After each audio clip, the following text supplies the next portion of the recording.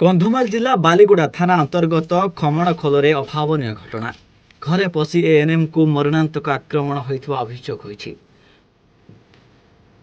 ବିଳମ୍ବିତ ରାତିରେ ସଂଘବଦ୍ଧ ଭାବେ ଏହି ଆକ୍ରମଣ କରାଯାଇଛି। ସୂଚନା ଅନୁଯାୟୀ ଖମଣଖୋଲ ସ୍ୱାସ୍ଥ୍ୟ କେନ୍ଦ୍ରରେ ଟିକିଲି ରାଜପୁତ କାର୍ଯ୍ୟ କରନ୍ତି। ତେବେ କୌଣସି କାରଣରୁ ଗତକାଲି ବିଳମ୍ବିତ ରାତିରେ 4ରୁ ଊର୍ଦ୍ଧ୍ୱ ମହିଳା 10ରୁ ଊର୍ଦ୍ଧ୍ୱ ପୁରୁଷ ସଂଘବଦ୍ଧ ଭାବେ ତାଙ୍କୁ ଆକ୍ରମଣ କରିଥିଲେ। ଘରୁ ଘୋଷାରି ଆଣି ରାସ୍ତା ମଝିରେ ନିର୍ଧୁମ ମାଡ଼ ମାରିଥିଲେ ବୋଲି ଟିକିଲି ଅଭିଯୋଗ କରିଛନ୍ତି। ଏଏନ୍ଏମ୍ଙ୍କ ମୁହଁ ଏବଂ ଛାତି ସହ ମୁଣ୍ଡରେ ଗଭୀର ଆଘାତ ଲାଗିଛି।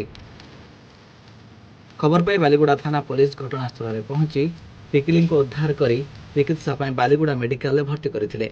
ତେବେ ତାଙ୍କ ଅବସ୍ଥା ଗୁରୁତର ହେବାରୁ ଫୁଲବାଣୀ ମୁଖ୍ୟ ଡାକ୍ତରଖାନାକୁ ସ୍ଥାନାନ୍ତର କରାଯାଇଛି। ଏନେଇ ବାଲିଗୁଡ଼ା ଥାନାରେ ଏକ ମାମଲା ରୁଜୁ ହୋଇଥିବା ବେଳେ ତଦନ୍ତ ଚାଲିଛି। କନ୍ଧମାଳରୁ ଅରୁଣ କୁମାର ଷଡ଼ଙ୍ଗୀଙ୍କ ରିପୋର୍ଟ, ସୂଚନା ଟିଭି।